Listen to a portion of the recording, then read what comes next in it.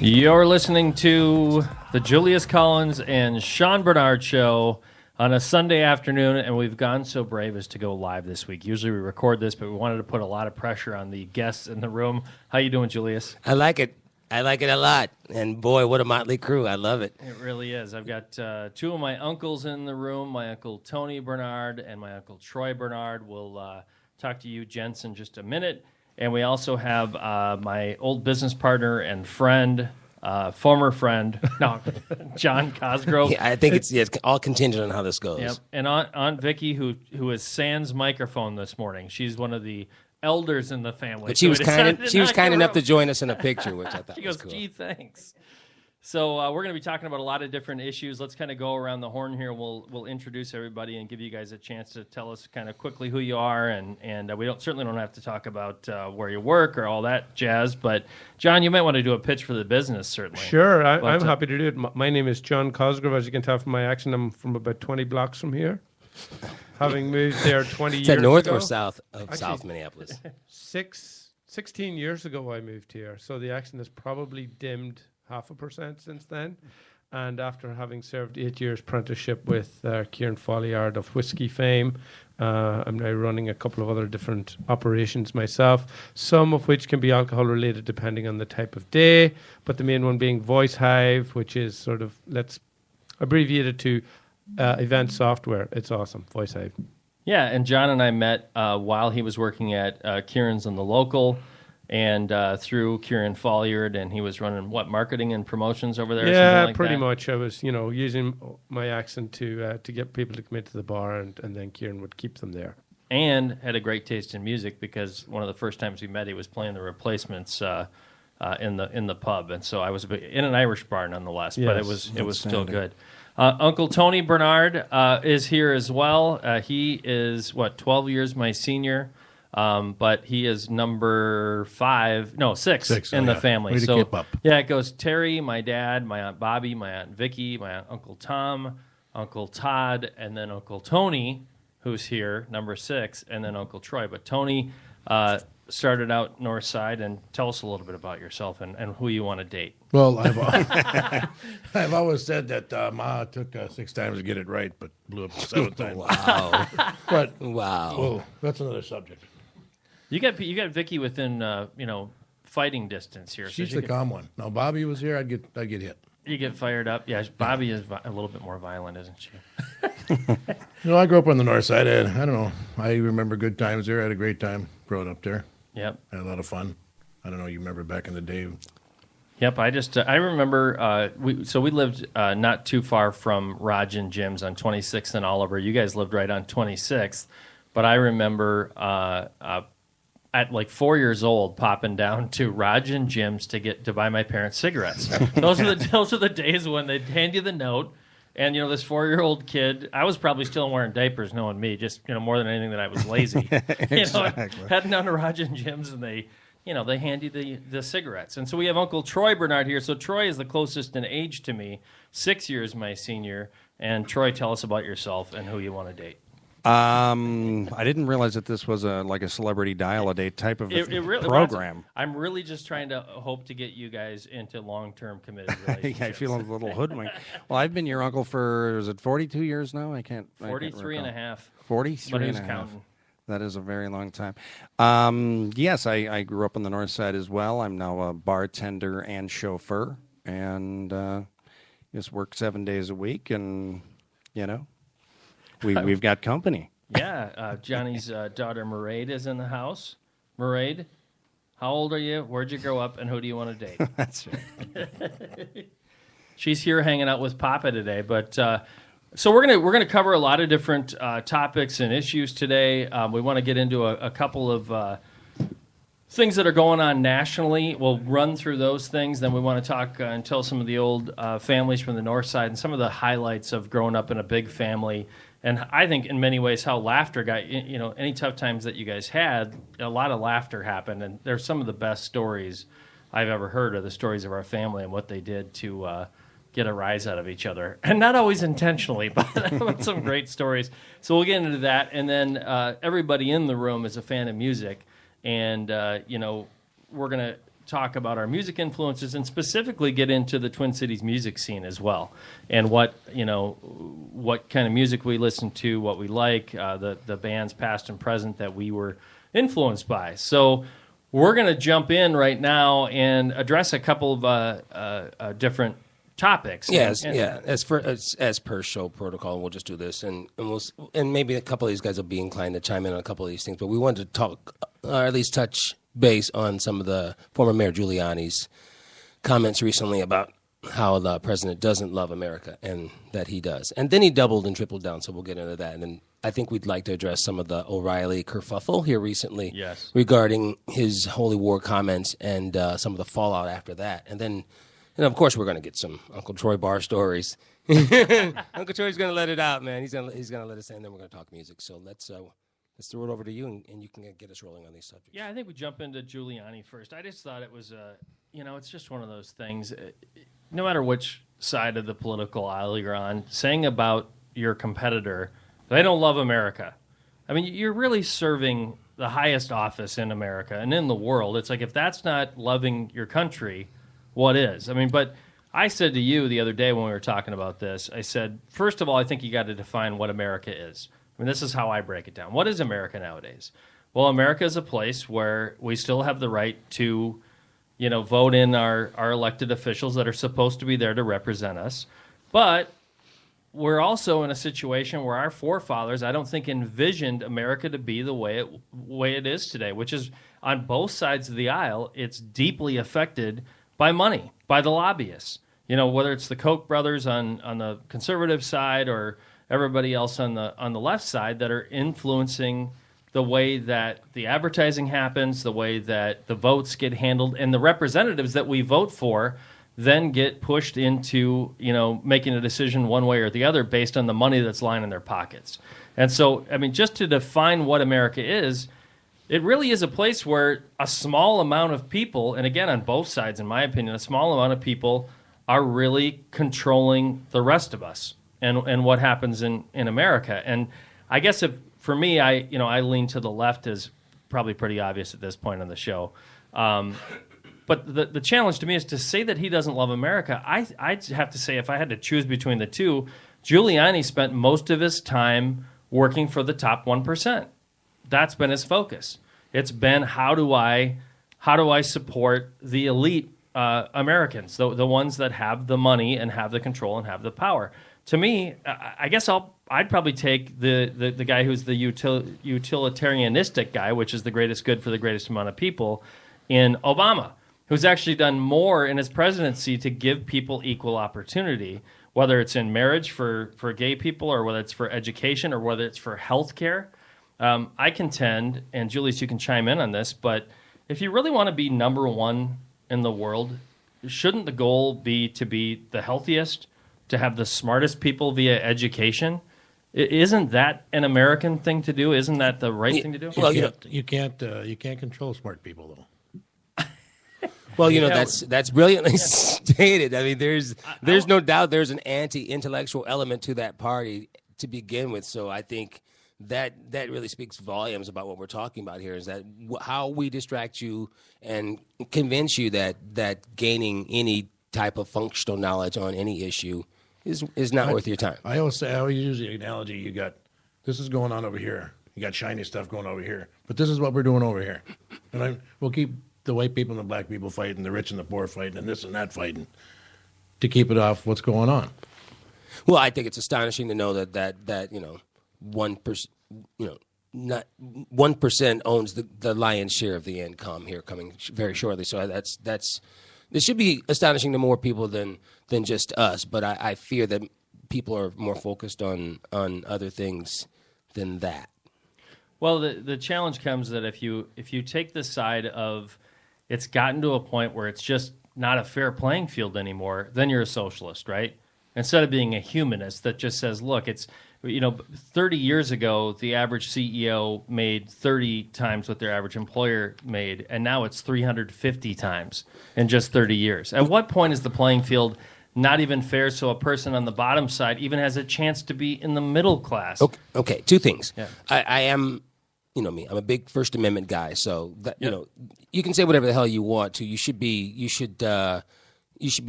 man and or woman enough to stand up and stand behind whatever your remarks are, yay or nay. So to his credit, he is not backing away from what he said. What he said to me is more than galling. It speaks to kind of a narrative that's been going on the entire time Obama's been president, and that is he's not like us. He couldn't be like us. He's a Muslim-loving, gay-loving, terrorist-loving.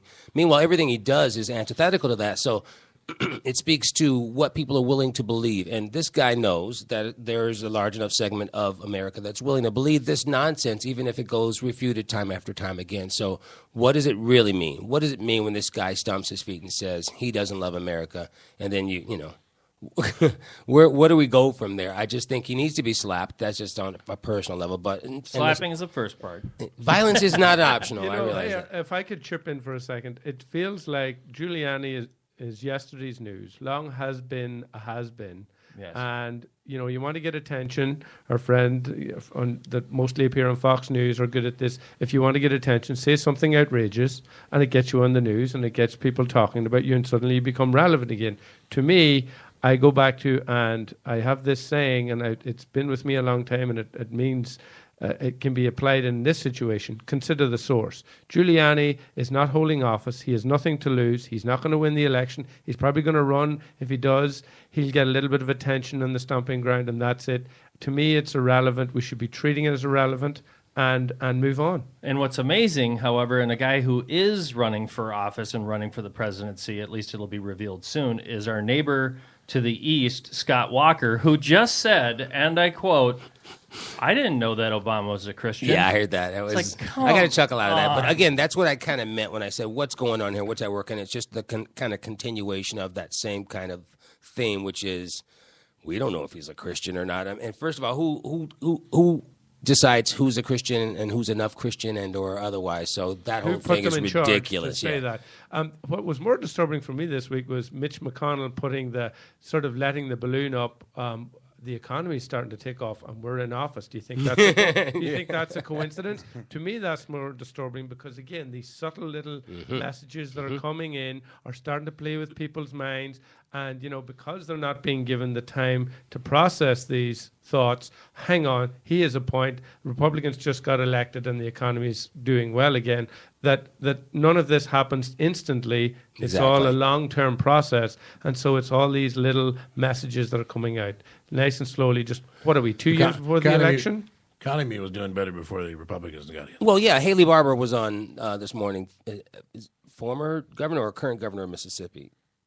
Let's hope former. Yeah, well, Former human. But you're right. I think he is former because he made the remark that he and Giuliani no longer are running for office. But his whole rhetoric was about how, you know, Obama's policies are a failure. And when you look at all the irrefutable proof of what's happened to our economy, considering what it looked like when dude went into office, it's astonishing that you can make these remarks. But you're absolutely right, John. That's what's going on here. Because people can be fooled really easily if they're not willing to do any fact checking. Attention span. It's all about attention span. There's a reason BuzzFeed is one of the most popular websites on the internet because it's like, give me my 30-second fix of sound bites and move on to the next thing. There's no processing. There's no reading. There's no thinking about these things, having intellectual conversations. And more importantly, there's not the action. And so one of the things that Julius and I do on our show every week is that it's one thing to be another one of them and just come on and piss and moan about how everything sucks. We try to solve it to a certain degree every week when we come up with a topic. And in this situation, there's a couple of things to me, because I want to jump into the next topic and then get into some lighter things here in a minute. But number one, you can't fix Giuliani. He's going to be who he is, and I actually think he works for, he actually helps the left side make an even better point. It's like, oh, really? I mean, and same thing with Scott Walker. It's like when you say something so absurd, you're not helping your team. And so feel free. It's the same thing with Michelle Bachmann and Sarah Palin and people like that. It's like you're saying things so absurd. Except, at midterms, these things seem to matter because how else does one discount what clearly is an ascension of elements of our economy? How do you discount those things by And it's the rhetoric that happened at the midterms that Obamacare doesn't work and these things are a failure, and Democrats weren't strong enough, in my opinion, to stand behind the things that got them, frankly, elected in the first place. And so here we are in a situation where you're backing away from the very thing that you say you believe in. And so that's where it happens. There's that vacuum of space where people kind of don't show the conviction that they claim they have. Well, in the midterm elections always do, there's always a lot less voters in the midterm elections, but there was massive voter apathy, especially with the poor and especially with those under 35 in the midterm election. So what you can do about this is take action, vote, and then actually do things to educate and inform those around you so they can make up their own minds, at least influence the people in your circle, which is what we're trying to do with this show. Next topic. Hang on. The enemy, to summarize, the enemy of all this is not people like Giuliani and Scott Walker. The enemy, as you just mentioned, is apathy. Absolutely exactly right. right. Thank you, I John. have one. I just have one more. Sure. Thing. I'm not saying he is, but why do they make it sound like if Obama was a Muslim, that'd be a bad thing? Well, because we're playing this game now with the Muslim faith, and that's what we do with things that, at least in America, it seems that's what we seem to do with things when we want to marginalize them. When we want to marginalize women, we say they're crazy. When we marginalize black people, we say they're angry. And we don't talk about the cause and effect. And this is another one of those things. When we talk about terrorists, well, we just want to talk about Muslims because we're lazy. And to me, that's what it is. Well, and just to follow that up, and it's so hard not to keep going with this topic, but if the terrorists are indeed Muslim, then Hitler was a Christian. I saw that on Facebook this week. And it was, What the percentage of Muslims are terrorists? Well, there's 1 billion Muslims in the world, and there's not that many terrorists. To me, it'd be we should be thankful that all Muslims aren't terrorists, or we'd be in a lot of trouble. Actually, Muslims are very peaceful. that's exactly right. And this whole conversation is so unfortunate, particularly if you're a Muslim, because it's like, wow, we're debating whether or not we're a violent, I grew up Catholic Northern Ireland. As a Catholic in Northern Ireland, basically, pulled over by the cops every other day because I was quote unquote Catholic and therefore quote unquote a terrorist. I can't fly to London. There's a special place quote unquote where young men get pulled in at Heathrow Airport by the Metropolitan Police as soon as you get off the plane. And all of a sudden you're starting to think, what am I doing that's contributing to them thinking I'm a terrorist? It's not. It's all politics. It's all how it's played out. That's my nephew's name is Michael O'Brien. He gets pulled aside all the time when he flies. Yeah, well, he was on, now they've kind of moved on. Yeah. If you it's still America's always wanted their enemies to sustain their power. Britain has always wanted their enemies, and now they've got them, and they just keep fulfilling the prophecy. Like the Russians were the enemies in the 50s and 60s and 70s. We're all afraid of the Russians and the commies. We ran them out of town. Let's come up with a new one. Well, let's go on to the next part. Well, that segues kind of what we're does, getting. right into and O'Reilly. we can just. This is a little bit of an extension of what we were going for before. But recently, Bill O'Reilly did what I thought was equivalent to not criticizing a standing president when you're when you're not on American shore. What's the saying where you don't criticize the president? All these things that have been kind of undone since Obama's been in office. But I've heard recently that the term holy war was not a term to be used either by a media member or just thrown out there lightly by someone who's holding office. Recently, Bill O'Reilly made these comments on his show, and the fallout was a gentleman, I think you found who he Randolph Lynn from Indiana, a gentleman from Indiana. I call him a gentleman, but he's hardly that. But Yeah. he burns down a mosque in response to O'Reilly's, what would you call it? Fervor. So what do we make of that? Brian Williams recently had his whole, deal go down and he's suspended, where I don't think he can ever really be that guy again. What happens to O'Reilly, and why is there not more stink about it? I think I know, because he's been doing it regularly. The shock with Brian Williams was, up until that point, we saw Brian Williams as an entertaining newsreader and nothing more, not somebody with an opinion, not somebody who had any sort of history of inflammatory remarks. Bill O'Reilly is paid a lot of money to inflame and get people going and get ratings. At the end of the day, there's a reason Fox News is a popular channel. It's because it gets ratings. Part of it is entertainment, but it's getting to the point now. What's scary is that entertainment now is going closer and closer to the edge, and people are losing their lives over Exactly. it. Buildings are getting burned. Again. So if you yell fire in a crowded movie theater, it's a crime. But you can cry holy war to millions of people on TV, and it's fine.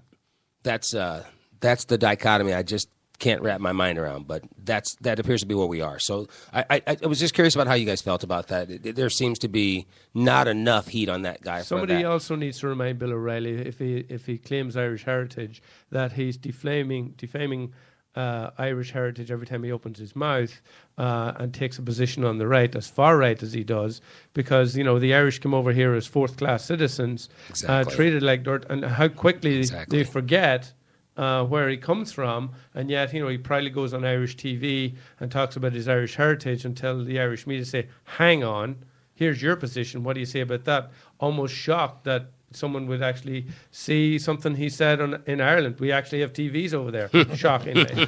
And you, just to mention that do you have dual citizenship, or are you now an American citizen? Because I remember when you. Yeah, I'm a dual citizen, but I can only travel on my American passport, which is fine with me. Which works out fine. But yes, I have dual citizenship. In fact, I could have triple citizenship if I wanted, being from Northern Ireland, where I can have a British passport as well. But how many passports does one man need, right? That's a great point. So it's very Bond-esque. Yeah, absolutely. Are you listening, ladies? It's very Bond-esque. Nice try. Who do you want to date? Just setting everybody up. Who are you? So we're gonna lighten the mood a little bit here, just because I thought it'd be important. I want to bring up a couple of things to the Barnard family, and anybody can chime into these stories. But growing up in a big family, and John, you had a pretty good-sized family yourself with your brothers. Yes, it kind of watered down. I mean, I was one of 5. My mother was one of 8. Her mother was one of 16, I think, and her mother was one of 143. So it's kind of it went down, something like dwindling numbers. Yes. So I just want to talk a little bit about. I mean, this does dovetail in some ways to what we've been talking about at the beginning side of the show. But it's that Tony and Troy and Vicky, who's in the room as well. You guys grew up in a family of 7. Certainly grew up in poverty with a mom who worked 2 jobs a lot of the time. But Most of the time, yeah. Wasn't she also on welfare at the same time? Yeah, some food stamps and stuff like that. Yeah, so a great example of somebody who was on welfare, but she was also working, and a great example of there's a lot of Americans. This is not unprecedented at all. No. I think there's that. And listen, the guy speaking on this microphone has been on welfare before, and it's humiliating enough, without the narrative that kind of surrounds you as a loser when you're working your tail off and you're still not. Right. Earning ends meet, and so you're having to supplement any way you can. Of course, there are people out there circumventing the system, but the lion's share of people, and by the way, not all black people on welfare. Okay, yeah, cut it out. My mother was white. So yeah, there's that. Yeah. So I mean, you're talking about some really honorable, hardworking people. So when we were talking about this, let's hear about it. Let's hear about what it's actually like. Well, see, the thing is, the truth is, though, is growing up in North Minneapolis, it's not like, the neighbors were flying off to the Riviera every weekend either. So, I mean, you don't, I mean, you just kind of go day by day. I mean, nobody had anything, and, you just kind of rolled with it. And But I remember it was like a tight community, though. Oh, very much. Everywhere I've been since, I don't know my neighbors, but there I knew my neighbors. You're kind of joined in just like a mutual, in some case, mutual struggle, and it's mutual kind of. Yeah, there wasn't. To me, you had porches out front instead of decks in the back. Where out front, you can see people walking by, you say hi, and everything's going good. Happy people. I think very happy. Yeah. Don't you think that's the biggest misconception about that whole thing? Is like there's no joy in the life of people who are destitute. That's just not true. It's just bizarre. And North Minneapolis, at least the people that I kind of hung around with, you had parishes like the one we belonged to, St. Anne's and Ascension and St. Bridget's and whatever, and being Catholic, as John mentioned there. If you made friends with one kid at school, you knew his 9 family members. Right. So, I mean, you basically knew everyone in the neighborhood, and we didn't have the neighborhood kids. No one had any money, but you kind of had your own crime watch. So where we lived, there wasn't a ton of crime because everybody was watching what was going on, and there wasn't a lot of robbery, and there was whatever. I don't remember being poor.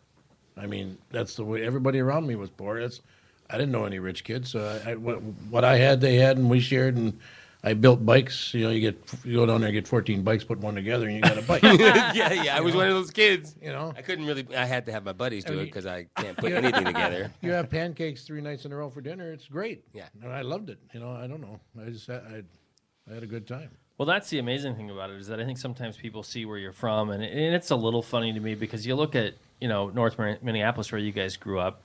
And I lived there for a few years as a young kid before we were free to leave. No, I'm kidding. I always loved that. You were free to leave. The old Jake Johansson the old show. Jake Johansson joke. I say that to my wife about Iowa all the time. She left there when she was 18. And both of us are both of us are giving you the dirty eye on that. Exactly. I mean, we don't have to stay. Yeah. Julius is from Waterloo, or just outside of Waterloo. No, I grew up in Waterloo. Yeah, absolutely. But with our family, the thing that I remember the most was the stories and the laughter and the jokes and everybody had a strong work ethic in our family. Mm-hmm. I mean, everybody was hard workers. Grandma certainly led the way with that, and I didn't hear her complaining a whole lot, about having to go to work. And I mean, from what I heard, some of the stories, and you guys can correct me, but there was a time where she would work overnights at a waitressing job, and then you guys would go to school and she'd work during the day. Mm-hmm. I mean, pretty remarkable to do that and raise 7 kids by herself most of the time because her husband, my grandfather, left the picture at one point. No, she got a lot of help from Bobby and Vicky. I mean, yes, we had like 3 batches of kids, pretty basically. Yeah, and there was help out there, and we had a lot of the charities and bosses and people helped you out. It was just, to me, that's the way it felt that I miss. That everybody helps each other out. Now it's like, screw you, buddy. Well, it's community building. It's community building. There's something about, I mean, first of all, you're right. Bobby and Vicky were fantastic about helping raise the younger kids and making sure that you guys, I'm sure got to your games and, got to go do what you wanted to do. And certainly, I remember they did a lot of the dishes and cooking, if I remember, back in the good old days. To help out Grandma back then. But the overriding theme for me as a kid was just the hilarious fun that you guys have. One of my favorite stories is the water fight. Can one of you guys tell the story about the water fight? Well, we had it started out just a basic old squirt gun. And these adults are just your run-of-the-mill squirt gun. These were adults involved in this. Long story short, I mean, we're chasing each other, and then it's buckets of water. Then we got the hose out. Toots comes home. There's about 1 inch of water throughout the house, and she was to me was one of the funniest people in the family. But she wasn't trying to be because she'd walk in the smoking her cigarette. You jackass! She was just. We were never hit. I don't know how the woman did. I mean, she raised 7 kids in north side of Minneapolis. And there was never any trouble. And 5 boys, which is the other thing. That's crazy. And these guys were wrestling each other and, screwing around all the time. And, I don't know how she did it. Well, and the truth of it is now there was never any corporal punishment, but you honestly, I think a lot of people at this table can identify that you knew better. You feared better the worst. not step out of line or you would be in a lot of trouble. The chances are, at some point she let on just how crazy she was prepared to get. Yes, exactly. When the other thing about her, and I was very close to her as well, is she had this really strong faith that, she prayed the rosary every night at 8:30. She was a pretty devout Catholic. And while everybody has their opinions at this table about religion, it was one of those things that if there was a person who lived it by her actions and didn't spend a whole lot of time with me, at least, telling me what I should believe, this or that, you were always welcome to go to church with her. She lived it by her action, which I think was pretty phenomenal. The way that she went about her life and how she treated other people. She called you on your BS if you were feeling sorry for yourself, certainly. But she was also the person that was there for you if you were having a challenging time with your life. It took for her to actually pass away, 2008? Yes. Yeah, in March 23rd of 2008. By the way, this is the woman who is one of the most faith-based people I'd ever met. Went into unconsciousness on Good Friday and passed away on Easter Sunday morning. I was on my way to go to church with the family. I looked at my wife and said, "I'm going to go over to see if how Grandma's doing, and everybody was in the room already praying the rosary, joined hands, and she passed away shortly after that. But one of the most remarkable people I've ever been around. I'm not saying she was a saint. She certainly had her challenges and did some growing of her own throughout her life, but really was a person that was great about faith in action and really helping and serving other people. She volunteered 2 days a week at Fairview Southdale Hospital doing, I hate to say it, but grunt labor for free, filing and fun stuff like that. Up to 75. Up to 75 years old. I thought she was still doing it at 85. Was it 85? That's remarkable 85. stuff. Yeah, and not only that, but what was she in here, 5,000 hours or something? It was over 5,000. Yeah, it was over 5,000 hours of volunteer hours that she did. So it wasn't enough that she raised 7 kids by herself, worked 2 waitress jobs, everything else. I think I'll volunteer a couple of days a week. Sounds like a busybody to me. Well, she couldn't. She couldn't stop working. Who the Was the hell thing. did she She'd get think bored. Exactly. Type of a thing. So. But and on top of that, neighbor kids would be. I mean, that's where the neighbor kids came. So she had her own 7 kids. She had neighbor kids. She had nieces and nephews. The house was never empty. I tell you that. And a funeral that was packed with people that loved her, and some people I had no idea that she had an influence on that showed up to her funeral services when she passed away years ago. But another one of my favorite stories, and hopefully you guys remember this story, was about the bats, what would happen when there'd be a bat in the house. Do you guys remember any of those stories? I killed them all. Yeah, I just remember being terrified. Oh, I think I just hit me on the one that you're thinking of. I mean, I was a little kid, but the one on 2011-26, which the house isn't there anymore, but there was a bat in the house, and it was almost like a daily or at least a weekly experience. And so we got the brooms out and the tennis rackets, and I was pretty much hiding under the blanket type of a thing, but they're upstairs and they're running away from the bat, and it was like the Three Stooges, Tom followed by Todd followed by Tony. Tom's running into the bathroom, turns around and pushes Todd out and shuts the door, thinking that I trapped you with the bat and whatever. And a couple seconds go by, and Tom feels something crawling up his pant leg, and the bat was inside his pants.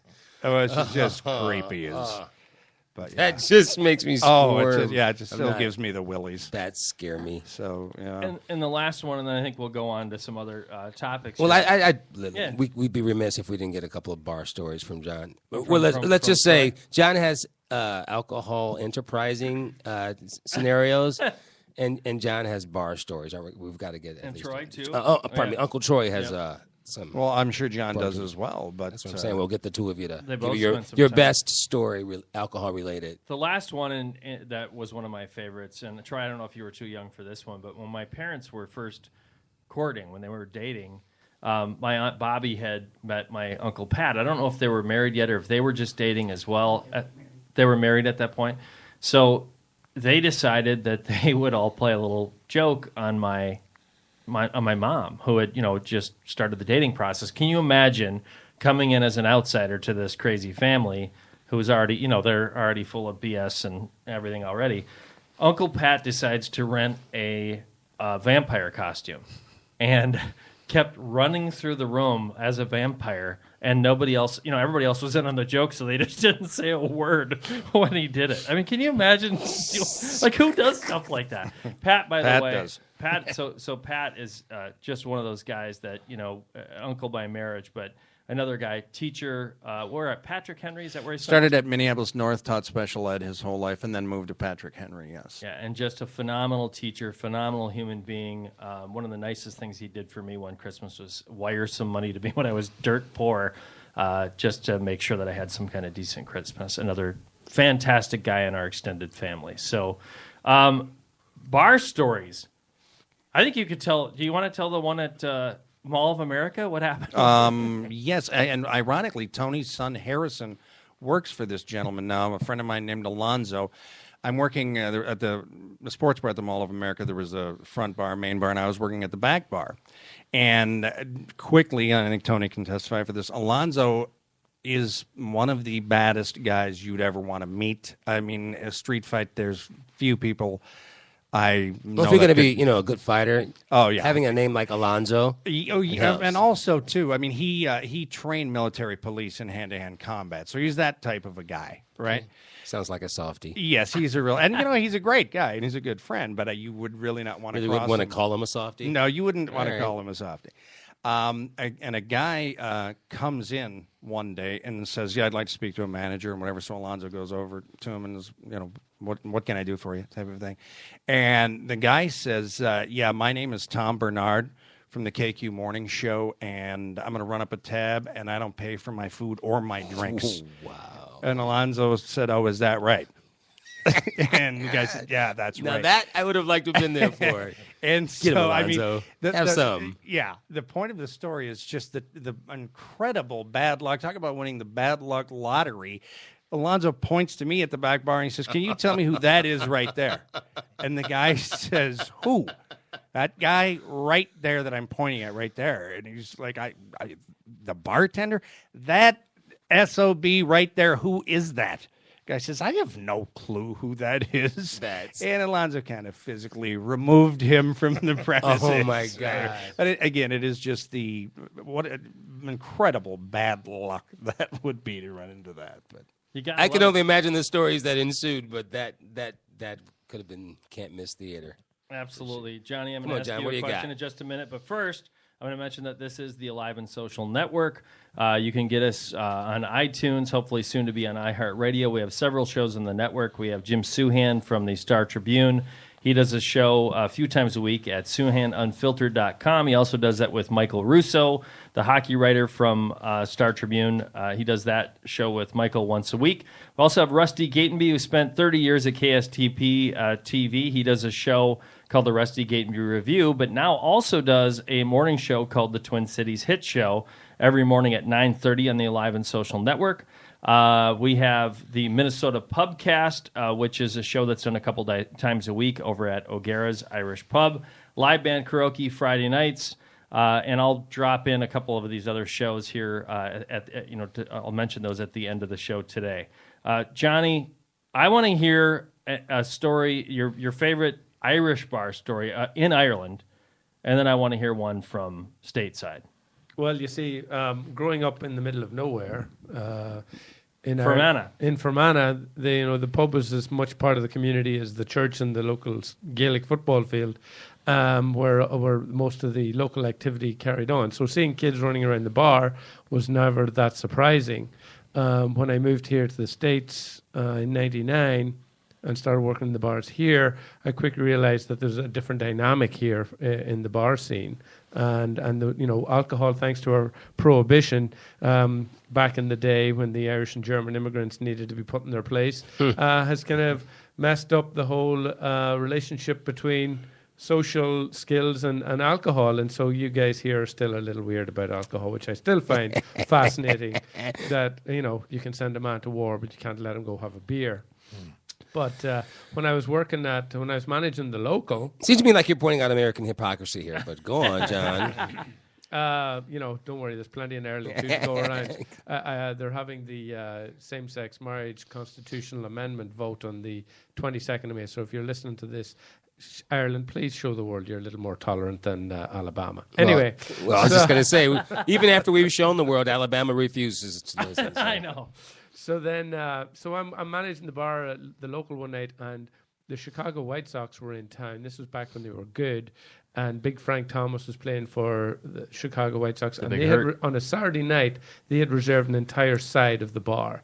And, of course, all the frat boys on the bar side got to hear that all the baseball guys were on the other side. So they're trying to get over there. And I'm running the show. We didn't have any security back then. They do now, the wimps. But anyway...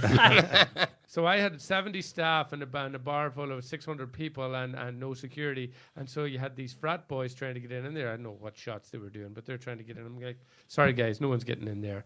Well, who are you? I'm like, you don't need to know who I am. You just need to know you're not getting in there. Well, why don't you go back to Liverpool and eat some potatoes? Liverpool, you say? And I said, Eat well, some potatoes. I'm sure they'll eat potatoes in Liverpool. I'm sure they eat them in Ireland too. But you need to go home now because you've obviously had quite enough to drink. Or maybe you are stupid and don't know geography, but you need to go. And I didn't realize, but this entire conversation is being animated. and half the bar is listening, and they're cheering the guy as I'm escorting him out as he's pointing to me, again, reiterating, no, you go back to Liverpool and eat your potatoes. Nice. So I've always had that, you go back to, and I'm like, hang on. Unless you've got feathers coming out of the top of your head, we all need to go back to where we come from. Well, that's right? the whole thing. Right? Yeah. This whole immigrant conversation nowadays is just so don't get me bizarre. started. As I was hosting trivia a couple of weeks ago, and at the end I said, remember, America, be careful. There's immigrants out there. And you're probably one of them. Yeah, chances are. Chances are. And as far as Ireland goes, I led a pretty quiet, reserved life before I came to the States. My dad's been a bartender his whole life, and given he's only 5'3", I can't explain that he can't see what's going on the other side of the bar.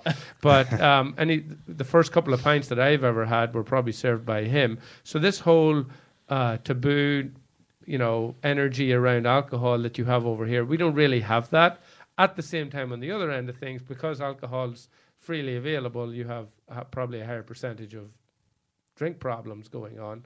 But somewhere in the middle. Yeah, but America's is also. I mean, it's to me, it's also connected to a kind of repression because it's a sex thing. It's a denial thing. America has so much of that also. It's just. Well, one of the reasons that I love America, and if you're listening, Juliana, you can double fact check this if you want. One of the reasons I've always enjoyed America, even post 9/11, is the optimism. There's more optimism here. It's minus 50 degrees outside, and people are just, they wrap up and they just get on with it. Which that spirit should, get you through the rest of these lunatics on the radio and lunatics in politics, and hopefully bring us to the promised land. But we'll see. Promised land, indeed. I'm in favor of that. Absolutely. So, one of the next things I want to, kind of wrap up with here and go around the horn with this. Julius, you had something to say. Well, before you wrap up, we're going to get into a little guy talk. We're going to do a quick sports roundtable. We'll get a quick sports roundtable because there have been Okay. a couple of things that topically I'd like to see do what it. these Roll guys with think it. about. Well, we had two recent things. I don't know if you guys are sports fans or not. Either of you? I'm a real sports fan. Are you going to talk? No, we're not football talking over that there. kind of football. As Gaelic it turns football, out, you can't make it rugby. up. A guy from Ireland. We're going to talk football. I'd put the Irish rugby team up against the New England Patriots any day. Wow. They'd get grunked. They would just get grunked. They'd all be holding their ankles. What do you guys make of this whole Adrian Peterson thing? I had long been of the mind that what he did was obviously reprehensible, but I received corporal punishment growing up, so it was one of those things that nationwide it's almost like a 50-50 split in terms of the way people view it. And obviously, it came on the heels of another really bad incident where a guy punched his wife in an elevator. Right, and of course, so the league was kind of reflexive. Is that in the way 50-50 too, punching your wife? Let's hope not. But because there was video evidence of it, there was bigger blowout of it. So the Adrian Peterson thing came immediately after that. So it was. I was of the mind that I thought he probably should have been suspended at least half the year and fined heavily for it once he went to court and it was adjudicated and came out. And I thought some of the things that came out after the fact were interesting and probably unnecessary related to his character and some of the stuff that he had done because he certainly hadn't helped himself with some of his behavior off the field, okay? So, but I had long been in favor of him coming back. I was like, bygones be bygones. You did something really dumb. Hopefully you understand the gravity of what's going on here, right, guy?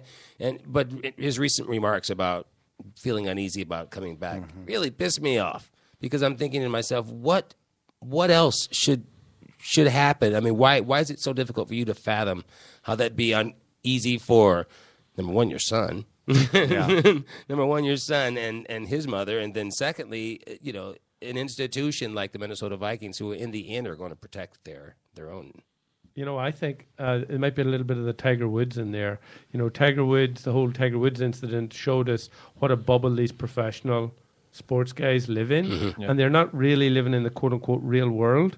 And Adrian Peterson probably thought, my little bubble got burst, and I want it back. And so the perception is, I want this lifestyle back. I've worked hard and I've been lucky enough to have this talent to make this amount of money, and there's benefits that come with it where everything's handed to me on a plate, and I want that back again. You think it's a function of him thinking his talent has traditionally always been able to kind of overcome, whatever obstacle there may have been, or the support system around him would Insulated be him taking care to of the- him, and he can insulate, just focus on running a football up the field.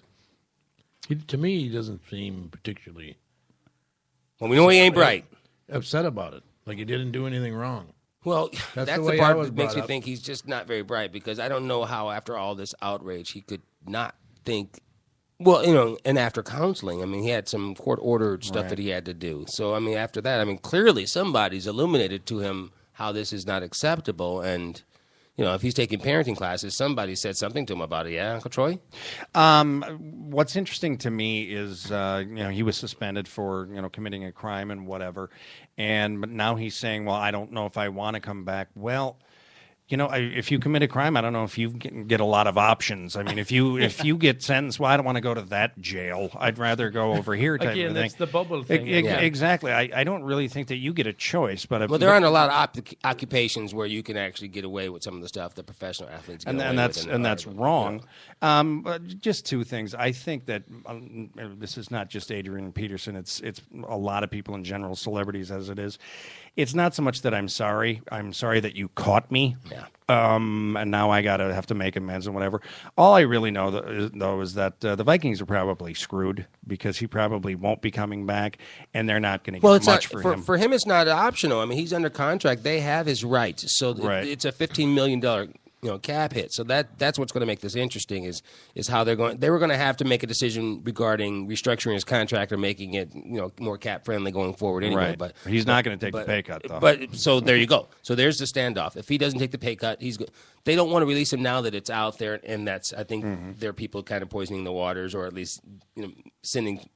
I think Dallas is out there sending stuff out there, true or not, that he wants to be out, and now there's refuting evidence. So I was just curious about how you felt about that. And then secondly, Kevin Garnett comes home, 20-year veteran, Minnesota Timberwolves. Nice, cozy, cushiony rocking chair in Eden Prairie. That's right. Coming back to the country club. That's what it is. Back to the country club. But I do like him coming back. I think it's going to be good. I think there's some really good, promising young talent on that team right now with Andrew Wiggins, who's without a doubt the Rookie of the Year, and the kid who was the dunk champion. But I think Garnett coming back is going to teach them no cell phones before games, no smiling when you lose. We're serious about business. Put on a suit. Be a professional. And I think these are good things for these kids going up. Well, KG's been a fierce competitor, and I love the idea of him showing some of the younger fellas, to be that senior leader on the team, which it's amazing to me that he's 38 now. But it's one thing to, he's just going to let them know you got to sustain your level of competitiveness over the course of an 82-game series. That's not an easy thing to do. And I love it that the second part of it is that KG's taken some serious interest in buying the team. Well, they yeah, say that his net worth is $190 million. Is that right? Yeah, somewhere around there. He's made just about more than any professional athlete he's made in history. He's made more money than any basketball player, salary-wise. Yeah.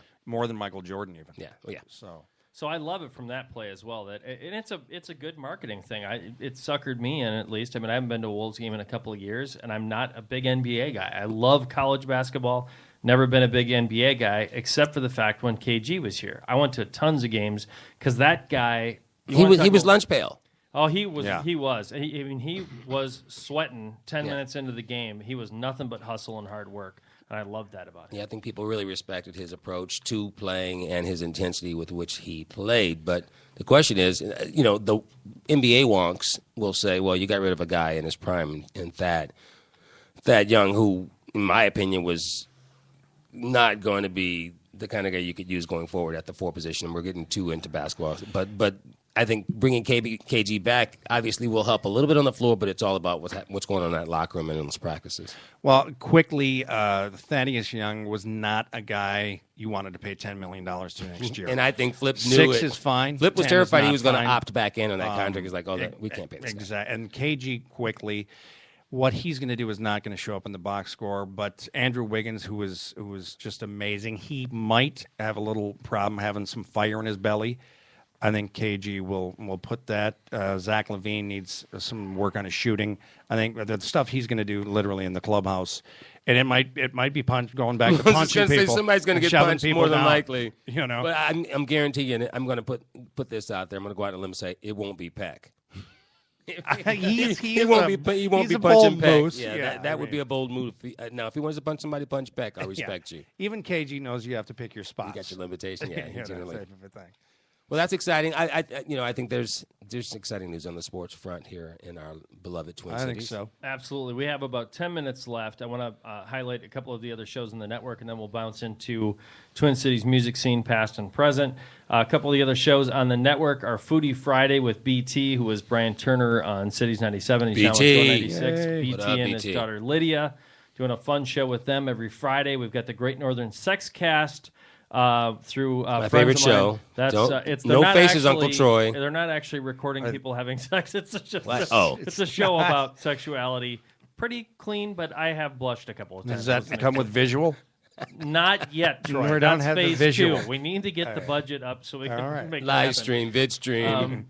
Jeff Dubé show. Dubers. Jeff Dubé show my is guy. on 3 times a week, and he talks all things sports at about 90 miles an hour. So Yeah, he you does. will sweat by the time you're done with that Talk show. about intensity. That's KG-esque right there, baby. He brings it every show. Absolutely. Very, very proud to announce that we've had Paul Mercurio, an Emmy Award-winning writer for The Daily Show. He's won the Emmy twice. And the That's all Peabody big once. time. That's big time, Absolutely. baby. He's interviewed Paul McCartney, Bob Costas, and many others on his show. He just joined the network, our first show outside of the Twin Cities. And then a show called Focus Radio, which is really cool. It's all women in business, and they bring out a bunch of different guests, both locally and nationally, on that show. And I think that's it for the network. Before we head out, a couple things. Let's go around. I want to talk a little bit about the Twin Cities music scene. One of the other things that the Alive and Social Network is going to be doing is we're going to do house shows from downstairs that we'll be doing on camera.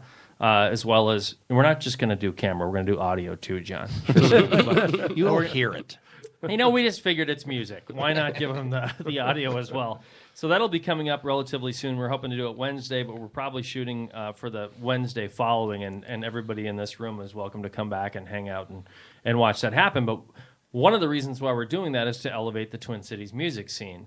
And just want to, if anybody that wants to chime in, either if you want to talk about your favorite Twin Cities band members of the past, or what clubs you like to go to see music, because we really want to elevate the Twin Cities music scene and let people know about it that are listening that maybe haven't traveled out, especially when it's 5 below, to go see Well, music. before we get into that, Sure. we're also going to have some artists on live with us from Yes. time to time, Yes. and feature some local music. And listen, there's just a wealth of it out there. And frankly, we will probably err on the side of artists who are activists on some level or another in their own ways, because I think it will drive the conversations. But there's just so many amazing and intelligent and really creative musical artists here in the Twin Cities Yeah, area. and I should mention, for those of you that don't know, Julius Collins was in the band Greasy Meal. Why do you Still keep is in the saying band. was? Still is in the band because you took a break for Yeah, 7 years? Well, I've got no sense of time. That's true. So he's in the it was like band a week and a half Greasy to me. Meal, which was managed by Prince and Paisley Park. No. That Greasy Meal is a self-managed, self-run Okay. small business. Okay. That the first band that I was in when I started here, when I moved to Jammers? No, what's called Black Julius. Oh, Black Julius. Black Julius was with Michael Bland. It was a 4-piece funk and roll band, and Prince and Paisley were the management company for that. And you're back with Dr. Mambo's Combo I am. every Sunday and Monday night. I'll So be there tonight. That's down at Well, Bunkers. last week was fantastic. Prince came out last week. Let's see, we had So much Phil Solem from the Rembrandts. It's just Minnesota is really well known all around the country and frankly all around the world. What the hell else are we going to do on days like this? We're going to work on our crafts. We're like a bunch of mechanics or carpenters. That's what we do, man. We shed. Absolutely. So, for the interesting thing about my family, I can talk about you guys first, is that we're not afraid. I've had friends say, Sean, you're 43. Why are you still going out to see live music? I said, are you kidding me? I will be 73 and out seeing live music. But something that we do as a family. In fact, the 4 of us go out and see live music quite a bit together. Well, John was talking about part of how the pub is part built into the culture of Yes. of Ireland. In many ways, live music is very much part of the fabric of Minnesota, in the way that, when you think about Dylan and when you think about just some of the artists that came from Minnesota, I mean, it's just like they built this is a year-round deal, man. People Right. were coming out in the cold of winter because, number one, they probably were looking for something to do, and number two, something got them up and moving. Something got them energized. And I'll speak to this first, I guess. But I lived in Phoenix for 6 years as a kid until I realized I was free to leave. And so we're going to keep that going. Just won't stop. Moved back here just before my 18th birthday and grew up loving all the alternative progressive stuff. There was actually an AM alt-rock station down in Phoenix, and first heard the band The Replacements, heard Husker Du and other bands like that, and came up to Minneapolis, and Troy's like, how did you know who The Replacements were? And Troy, turns out he was, he was a club DJ for a while at was it the Underground? Or got at Grapes, at Gatsby's, at what is now Buffalo Wild Wings, but it was Station 19 on campus over there. What a job hopper. Yeah, here's a guy who can't hold down and work. Exactly. But I was just that much in demand. That's what it is. Yeah, that's right. I was working them all at the same time. Better offer, baby. He's got to go. That's right. Yeah, 7 nights a week, I was on the Wheels of Steel. That's me. absolutely. All right, favorite music venues. Let's go around the horn. Bunkers. Oh, you took mine. Good. Say You can have it too, No, I like say the Bunkers Annex. Famous Dave's. Oh, that's nice. That's Okay. a fantastic place. In John? Uptown. You got a famous favorite music venue You here know, in the I city? just love dropping into the 331 bar and just seeing some weirdos, sometimes just playing some music. What's your favorite Irish pub in the cities? That's a politically Loaded charged question. Well, that's why I figured I'd throw it out there to see if you'd answer it. It depends what day of the week it is. Ah. Some pubs are great on Mondays, other ones are great on Fridays. I get where you're going with that. So cool, yeah. I mean, I'm with them on when Bunkers, Caboose. I do like the Crooked Pint downtown. It's I got do. great sound down there. When I first moved here, there was a rock bar, I want to say over on 25th or 26th Avenue called the Mirage. Yep. You guys ever Oh, been to yeah. the Mirage? Sure. It was a great rock bar. Black Julie used to play over there. But obviously I've had house bands at the Caboose and Bunkers, so I'm Bunkers is kind of my home bar. I when see I they've first got a moved new here. sign up for Bunkers. That's right, Yeah. brand new sign, and it's my home bar. They took me in when I moved to this state, and I've got a lot of love for the owners, and they're just really beautiful people. So I'm a big fan of Bunkers, and Greasy Milk, made the Caboose a fortune. Worst Yeah. music venue. Every in the Sunday Twin night, right? Cities. Ooh, now that becomes political for me. I won't go into that. We're not going there. You can find the show at juiceandseanb.com. We're on Twitter at juiceandseanb, on Facebook. Same thing. You get it, Juice and Sean B. The show is the Julius Collins and Sean Barnard Show. Want to thank our guests for coming in today. John Cosgrove, owner of Voicehive, Uncle Tony. I'm not going to mention where he works. But he does work, and he's held He the is gig for a employed. long time. I've been on welfare since the north side. Yeah, exactly. And he pretty much just sits around and eats bonbons. That's what he does. Uncle Tony's just straight badass. Get off of Uncle Tony. He is, absolutely. And Uncle We can't Troy, talk about what I do. no, you can't. Are there caps in juiceandseanb.com? It doesn't matter. You can go caps or no caps. You It's take all- one guy down to the river and you're branded for life. Suddenly I'm the bad guy. And Uncle Troy, who bartends and also chauffeurs for Yes, a living and tells some of the best jokes. And Aunt Vicky, who is semi-retired. Can I say that? Semi-retired. So I do want to say to my family members who are here, Vicky is my godmother and just did a remarkable job of taking me in and giving me some great opportunities, taking me to her cabin as a kid and showing me a little bit of sanity and kind of a crazy childhood that I had. And Uncle Troy and Uncle Tony, when I moved back from Phoenix, were just remarkable in taking me in and making me feel like I never left. So I love you guys. Johnny, thanks for being in, brother. Love This you was too. great. This was yeah, great. it's been a lot of fun, and we'd love to have you guys back sometime. We Awesome. could certainly Thank do you. a Sunday Outstanding. roundtable with you sometime. So All right. again, this is the Julius Collins and Sean Barnard Show. Our first live attempt, and we didn't wreck anything. That's good. Thanks all for coming in. Well done, gang. Thanks, guys.